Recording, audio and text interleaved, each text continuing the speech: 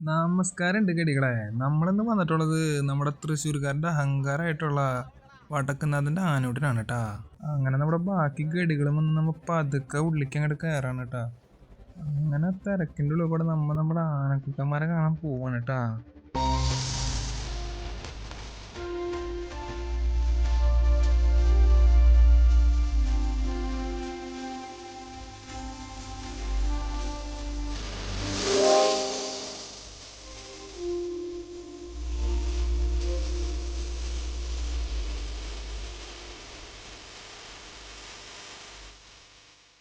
അങ്ങനെ നമ്മുടെ ആനക്കുട്ടന്മാരുടെ വയറ് നിറഞ്ഞപ്പോ നമ്മ പതുക്കെ അങ്ങോട്ട് പുറത്തിറങ്ങി.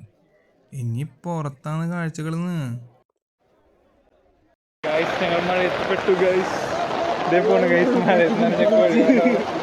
അങ്ങനെ ആനയ്ക്ക് വാങ്ങാന്ന് പറഞ്ഞ പഴം എടുത്ത് വീട്ടിൽ പോകാൻ പോയ ആര്യനെ ആന വഴിയിൽ വട്ടം നിർത്തി അതിന്റെ പഴം വാങ്ങി അത് പോയി. അങ്ങനെ മഴയും കൊണ്ട് നമ്മ റൗണ്ടിൽ കറങ്ങാണ് കേട്ടാ.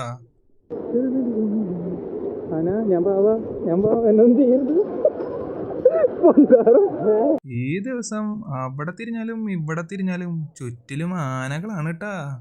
നമ്മ തൃശ്ശൂർക്കാർക്ക് ആനകളൊരു വികാരാന്ന് പറയുന്നത് വെറുതെ അല്ല കേട്ടാ.